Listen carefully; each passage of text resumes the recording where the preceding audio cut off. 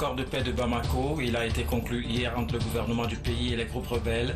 Cérémonie à laquelle ont pris part de nombreux invités, dont Faure Gnassingbé du Togo. Pierre Nkurunziza a retrouvé son fauteuil à Bujumbura. Il a remercié les forces loyalistes et la police pour leur bravoure. Quant aux putschistes, ils sont soit arrêtés ou en fuite. Bonsoir, merci de nous accorder votre attention pour ce journal. Un accord de paix sur le Nord Mali a été conclu hier à Bamako entre le gouvernement malien et les groupes rebelles en présence des représentants de la communauté internationale et de plusieurs chefs d'État, dont Faure Gnassingbé du Togo. Les Maliens ont donc décidé d'enterrer la hache de guerre et devant de nombreuses délégations étrangères témoins devant l'histoire, les différentes factions ont apposé leur signature sur l'accord de paix, l'épilogue d'une année de négociations avec le soutien de la communauté internationale. Prudence Zinsou. C'est un accord historique entre le gouvernement malien et les groupes armés au Centre international de conférence de Bamako. Tous les acteurs au processus de dialogue intermalien de paix étaient présents à cette cérémonie qui met un terme à la longue crise politique au Mali. Plusieurs chefs d'État et de gouvernement ainsi que des organisations internationales ont pris part à cette rencontre historique. Au nom des chefs d'État présents, le président de la République, Faure Gnassingbé, qui s'est engagé depuis 2012 au début de la crise, a œuvré pour la paix et la stabilité au Mali. Les représentants de l'Union africaine, de la France, de l'Algérie, de l'OIF et de la médiation ont tous salué l'aboutissement de ce processus plein d'espoir vers l'établissement d'une paix durable au Mali. Un souhait réitéré par le président en exercice de la CEDEAO, le président ghanéen John Dramani Mahama. Il a félicité le peuple malien pour sa maturité et a insisté sur la préservation des valeurs de paix et de la réconciliation nationale dans ce pays. Pour la secrétaire générale de la francophonie, Michael Jean, la signature de cet accord est une étape essentielle pour la sécurité et la stabilité, non seulement au Mali, mais de toute la région, voire du continent. Elle marque ainsi un tournant décisif pour le rétablissement durable de l'autorité de l'État sur l'ensemble du territoire malien afin de créer les conditions d'un développement socio-économique porteur de croissance. Cette rencontre interpelle aussi toutes les forces vives du Mali à se sentir appartenir à une même nation et à s'engager pour la reconstruction du pays. À l'issue de ce processus d'accord de paix et de réconciliation, toutes les parties, conformément à la feuille de route, ont réitéré leur attachement au respect des principes, notamment le respect de l'unité nationale, de l'intégrité territoriale et de la souveraineté de l'État du Mali. Elles se sont engagées à mettre en œuvre les dispositions de cet accord en reconnaissant chacune sa part de responsabilité. Le désarmement, la démobilisation et la réinsertion des combattants occupent une place importante dans les termes de cet accord. En marge de la cérémonie de signature de l'accord pour la paix et la réconciliation au Mali, issu du processus d'Alger, le chef de l'État a conféré avec son homologue du Niger, Mahamadou Issoufou. Le président de la République du Niger est allé féliciter Faure Gnassingbé pour sa réélection à la tête du Togo et profiter de l'occasion pour échanger avec lui sur la coopération bilatérale qui existe entre les deux pays. Écoutons le président nigérien. Je viens de m'entretenir avec le président Faure Gnassingbé. Vous connaissez les relations qui existent entre le Niger et le Togo. Nous avons d'excellentes relations bilatérales, on en a parlé. Nous avons également des relations au sein des organisations communes comme la CEDEAO ou l'UEMOA. On a évoqué toutes les questions qu'on a l'habitude d'aborder et on s'est félicité en tout cas des progrès que nous sommes en train de faire sur la voie de l'intégration entre l'ensemble des pays de la sous-région. J'ai profité de l'occasion aussi pour féliciter à nouveau le président Faure pour sa réélection à la magistrature suprême. On a noté également l'excellence des relations bilatérales entre le Niger et le Togo. À son arrivée à Bamako, le président Faure Gnassingbé a été accueilli par son homologue malien Ibrahim Boubacar Keïta. Honneurs militaires, prestations des groupes folkloriques et ovation de la colonie togolaise résidant au Mali, puis entretien en tête-à-tête entre les deux chefs d'État. Le Togo contribue au maintien de la paix par la présence de ses forces au nord du pays et c'est à juste titre que le président togolais fait partie des invités d'honneur à cette cérémonie.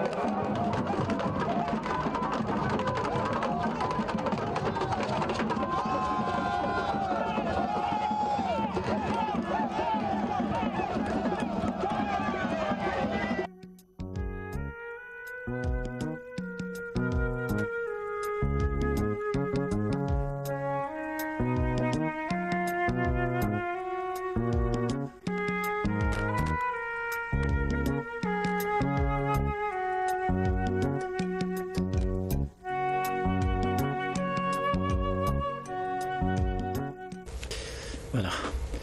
Au Togo, les projets d'électrification en zone rurale entraînent des changements positifs dans les milieux touchés. Création de nouvelles activités génératrices de revenus, amélioration des conditions de travail et de vie des populations. Les effets induits par l'énergie électrique sont multiples. Le gouvernement s'y engage dans la perspective de la stratégie de la croissance accélérée pour la promotion de l'emploi. Quelques images illustratives avec Pierre Soussouko. Saré, à 1 heure de route de la ville de Kara. Nous y sommes arrivés en un début d'après-midi de lundi. Les écoliers s'apprêtaient pour la classe. Au cœur du canton se trouve ce dispensaire. Ici, on tire tous les avantages que peut engendrer l'énergie électrique. Avant, c'est avec les lampes. Les nuits, quand on nous appelle, même pour se déplacer, venir ici, c'est avec la peur parce que tout est noir. Mais avec l'arrivée du courant, nous sommes très satisfaits parce que sur le plan analyse, ça marche bien. Avant, c'était avec le groupe électrogène qui souvent était en panne. Mais avec l'arrivée du courant, tout va bien. Pour les accouchements aussi, les nuits. Avant, quand il n'y avait pas le courant, quand on appelle pour une femme la nuit, c'est difficile d'accoucher une femme la nuit avec la lampe. Mais avec l'arrivée du courant, tout se passe bien aussi. Et du coup, la fréquentation aussi a monté. On fait moins de dépenses maintenant parce qu'avant, il faut acheter les gaz pour pouvoir alimenter la chaîne de foie. Maintenant, on n'achète plus de gaz, il y a le courant. La généralisation progressive de l'électricité, à le voir, reste un facteur essentiel du développement socio-économique et donc du bien-être de la population. Annonné dans Badou, ici, le coucher du soleil n'est plus synonyme de l'obscurité. Enfants, jeunes et adultes peuvent désormais profiter à loisir de toutes sortes de distractions liées à l'énergie électrique.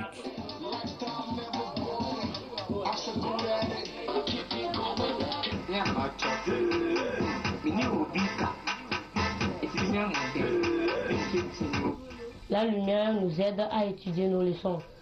La lumière nous aide à regarder les télés. Les élèves aussi apprennent le plus souvent sous l'électricité, ce qui nous a un peu diminué notre devoir d'acheter chaque fois le pétrole. 2 ans passés, déjà, nous avons vu que bon, il y a eu de progrès au niveau du CPD comme au BPC aussi.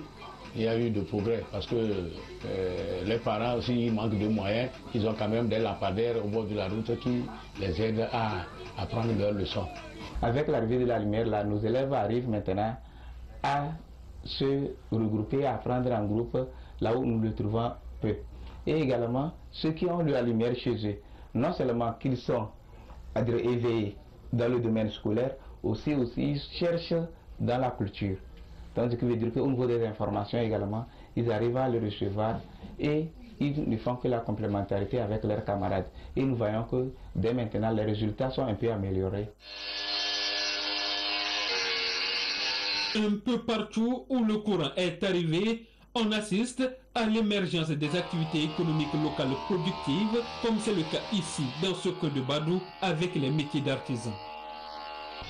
Avant, il est difficile d'accélérer le travail au niveau des menuisiers. Maintenant que le courant est arrivé, on peut raboter au moins 200 à 250 planches par jour. Avant, ce n'était pas ça. Cette option volontariste du gouvernement est appuyée par les partenaires à l'instar de la BOAD, la BIDC, l'Union européenne et bien d'autres encore. Bien évidemment, dans la droite ligne de la stratégie de la croissance accélérée pour la promotion de l'emploi. Des coins autrefois dans l'obscurité totale sont progressivement éclairés pour le bonheur des habitants. De Colina à Kassena, ou de Yaokope à Ebeva, ou encore de Diaglé à Moritan, le constat est clair. Sans électricité, les plans de développement aussi bien de l'agriculture, de la santé publique, de l'éducation et même de l'accès à l'eau potable ne peuvent être pleinement accomplis. Et le bonheur de disposer de cette denrée reste indéniable. Notre priorité est la formation des jeunes. Les initiatives privées apportent leur concours en la matière pour soutenir les efforts de l'État. L'École supérieure des affaires de Lomé entretient un partenariat fructueux avec l'Institut national polytechnique Félix Houphouët-Boigny de Yamoussoukro, dont une délégation est présente à Lomé. De ce rapprochement naîtront de bonnes perspectives au profit des jeunes apprenants de l'espace UMOA. Cette école projette de se délocaliser à Lomé. Des précisions avec Clarissa Ticlet.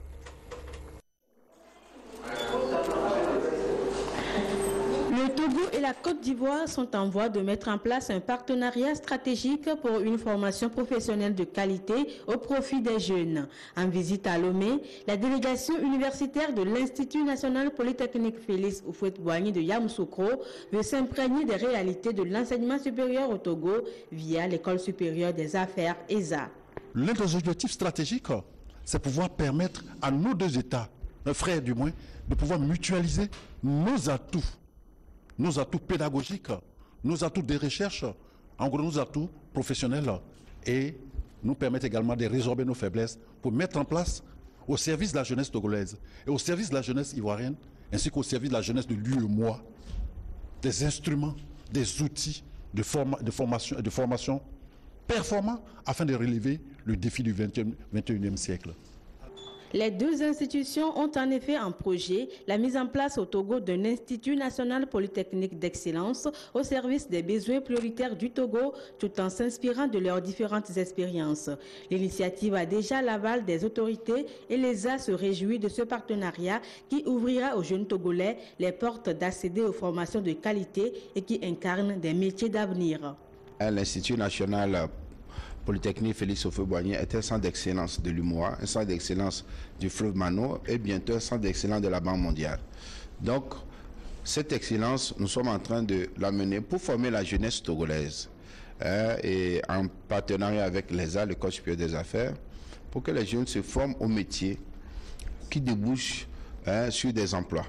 L'adéquation formation-emploi est un rendez-vous en ce qui concerne l'Institut national Félix Houphouët-Boigny, qui aujourd'hui a un taux d'employabilité de plus de 80%, un an après la sortie de leurs diplômés. Donc nous voulons faire profiter nos étudiants de l'ESA et la jeunesse togolaise en général de cette expérience. Ce partenariat rend également possible désormais la formation en expertise comptable, tant pour les étudiants que pour les salariés.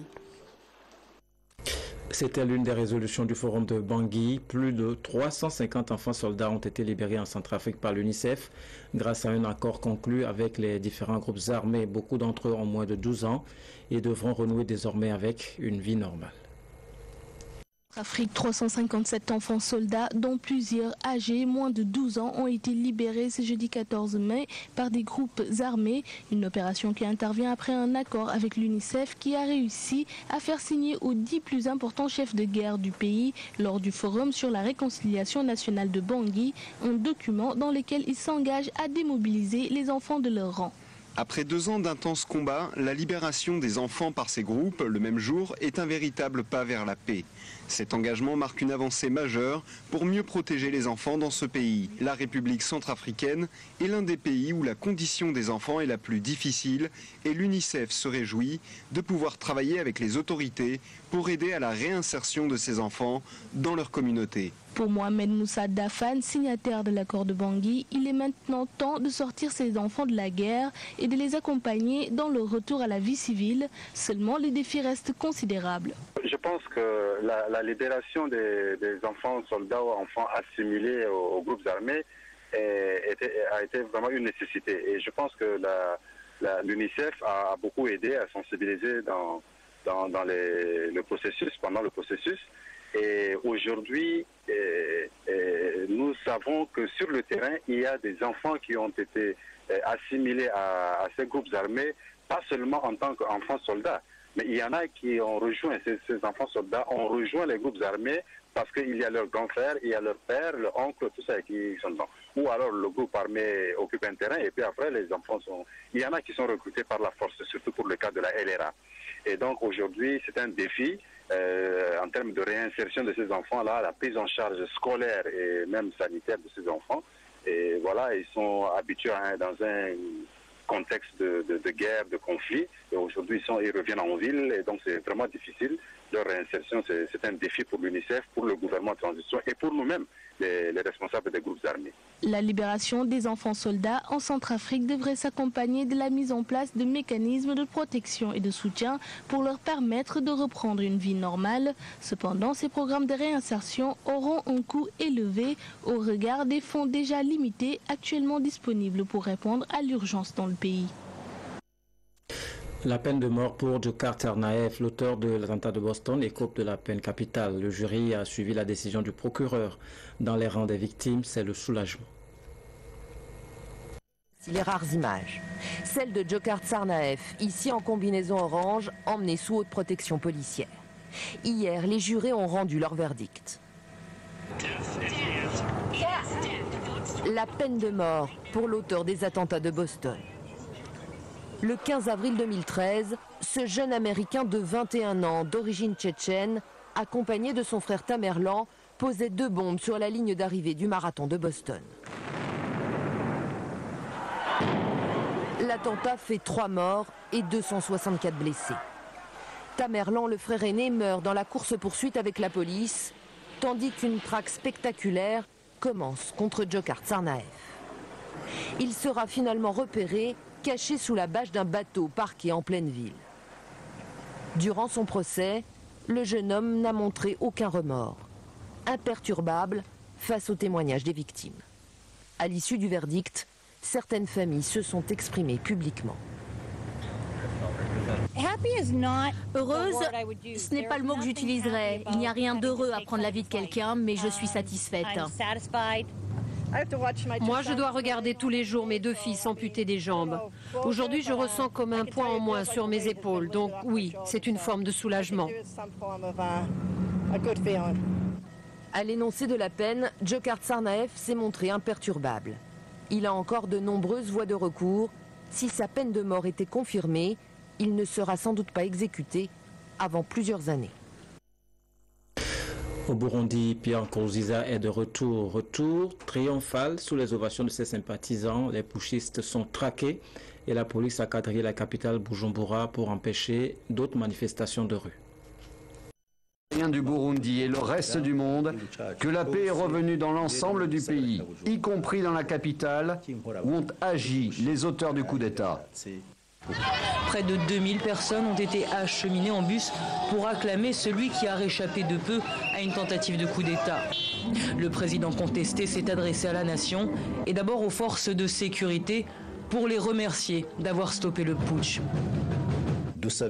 Nous demandons à la communauté internationale d'être amie avec le Burundi, parce que si elle nous retire son soutien, elle ouvrira les portes aux troubles organisés par ceux qui veulent prendre le pouvoir par la force.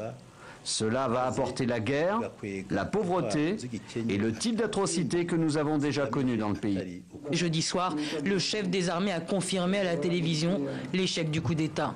Le chef des putschistes, le général Niombaré, l'a concédé lui aussi avant d'annoncer sa reddition. J'espère qu'ils ne vont pas nous tuer, a-t-il glissé à un journaliste de l'agence France Presse. Une chose est sûre, 3 officiers rebelles, dont l'ancien ministre de la Défense, ont été arrêtés. Si le président de Nkurunziza et ses partisans ont repris la main, cela n'a pas empêché la société civile opposée au 3e mandat de Nkurunziza d'appeler à reprendre les manifestations. Le président devrait totalement oublier les élections car nous n'arrêterons pas de manifester jusqu'à ce qu'il parte. À Moussaga, les rassemblements des anti-Nkurunziza ont été dispersés par des tirs de sommation. Un officier leur a lancé « Tous ceux qui montent des barricades sont désormais considérés comme des putschistes ». En France, Nicolas Sarkozy veut créer un nouveau parti, Les Républicains. C'est le nom de cette nouvelle formation, diversement appréciée par la classe politique. Bien entendu, à droite, c'est le tollé. Les regards sont tournés vers la haute institution judiciaire qui devra trancher sur la légitimité d'une telle démarche. Les Républicains, voilà comment Nicolas Sarkozy veut baptiser son parti. Alors en meeting, il justifie ce choix qui fait débat. Républicains nous sommes. Ça veut dire que nous mettons le rétablissement des valeurs de la République au-devant de tout. Ça ne veut pas dire que nous sommes les seuls républicains, mais pour nous, c'est une priorité. Et qui peut me dire aujourd'hui que la République n'a pas besoin d'être refondée, que la République doit cesser de reculer? Une réponse aux détracteurs de cette appellation qui ont saisi la justice pour en contester la légalité. Sous la bannière « Nous sommes les Républicains », un collectif d'avocats et de militants a lancé une pétition en ligne. Aucun parti ne peut s'arroger le monopole de l'appellation qui est notre patrimoine commun. Elle rassemble quelques 15 000 signataires, dont de nombreux socialistes. Le titre « Les Républicains », c'est une sorte de hold-up sur une valeur qui appartient à tous les concitoyens qui partagent des valeurs, la liberté, l'égalité, la fraternité, la laïcité, et ça ne peut en aucune façon être l'appellation d'un parti. À droite aussi, les Républicains suscitent des critiques, notamment de la part de l'ancien ministre Luc Ferry. Les Républicains, comme si nul autre ne l'était, comble du ridicule, imposture historique et intellectuelle. La justice doit se prononcer vendredi prochain. Dans l'entourage de Nicolas Sarkozy, on affirme avoir déjà étudié cette question sur le plan juridique et n'avoir aucune inquiétude. Au Togo, le secteur bancaire renforce le soutien accordé par l'État aux jeunes en absorbant ceux qui sont qualifiés ou en accompagnant les opportunités mises en œuvre pour promouvoir leur insertion socio-professionnelle. C'est le cas de Orabank qui célèbre ses 10 ans, un jubilé d'éteint au bilan on ne peut plus satisfaisant selon ses promoteurs. Carmen Madjiakapo. Orabank à Togo célèbre son jubilé d'éteint. 10 ans de vie à répondre aux besoins de financement des PME-PMI, de ses clients et à accompagner l'État togolais dans la réalisation de ses différents projets de relance de l'économie. Orabank occupe aujourd'hui la première place du marché bancaire togolais avec un total de bilan qui s'établit à plus de 410 milliards de francs CFA et un concours à l'économie de plus de 280 milliards. Nous sommes devenus la première banque du Togo, avec des fonds propres supérieurs à 26 milliards de francs CFA, donc la banque la mieux capitalisée du pays, ce qui nous permet d'assurer la confiance de nos déposants. Orabank a su étendre son réseau sur l'ensemble du territoire togolais pour mieux accompagner ses clients. On compte aujourd'hui 33 agences à Orabank de Lomé à Senkassé. Pour les années à venir, de grands projets sont au programme avec un accent particulier sur l'emploi des jeunes.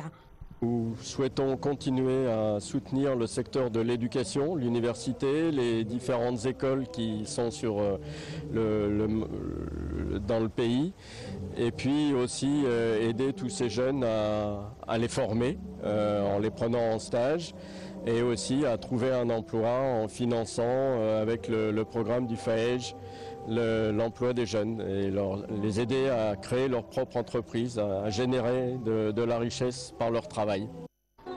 Orabank est un groupe bancaire présent dans 12 pays sur 4 zones monétaires de l'Afrique de l'Ouest et du Centre. Au Togo, la banque offre ses prestations à plus de 100 000 clients. Les crédits à la consommation et à l'habitat ainsi que l'emprunt obligataire d'Aura Group sont entre autres produits avec lesquels Aura Bank veut accompagner ses clients dans la réalisation de leurs projets pour ensemble relever les nouveaux défis. De finir, les candidats ayant déposé leur dossier à l'état-major général des forces armées togolaises pour le concours direct d'entrée à l'école de formation des officiers des forces armées togolaises EFOFAT, session 2015, sont priés de consulter le quotidien Togo Presse du lundi 18 mai 2015. Et puis, 6e journée de la 24e édition du Tour cycliste international du Togo. Les coureurs ont parcouru 45,5 km entre Balimé et Danyapé, mais une étape au cours de laquelle ils ont bravé les dures réalités de la montagne de Dany. Et au finish, victoire du Français Julien Amadori. Claude Amand. Après le départ donné devant la Bessique, les coureurs roulent aisément sans rencontrer d'obstacles, hormis quelques tentatives d'échapper rapidement avortées. Nyartenga Salfo enlève le point chaud d'Arita. Les difficultés de l'ascension de la montagne de Dany se profilent à l'horizon à partir de Politico. Pour les affronter, il fallait s'armer de force, de résistance, d'endurance et surtout du courage. Et comme le disent si bien les Firois, quand l'avancée devient dure, seuls les durs avancent. C'est ce que réussira à réaliser le Français Amadori Julien, qui parachève sa course en 1 heure, 26 minutes, 27 secondes, avec une vitesse moyenne de 31 km/h à l'heure. Une seconde victoire que le grimpeur français, bien évidemment, savoure. Il n'y a pas beaucoup de montagnes en Afrique, donc à mon avis, il peine un peu plus que nous en Europe. Donc voilà, on en profite. Il y a Vincent qui a mis le train dans tout le bas là. Ça a bien écrémé, après derrière je continue le tempo. Et puis je me retrouve décroché avec le maillot rose là. Et puis il saute après au train. Puis du coup j'arrive à finir seul en essayant de gagner du temps pour revenir sur le général. Je suis content.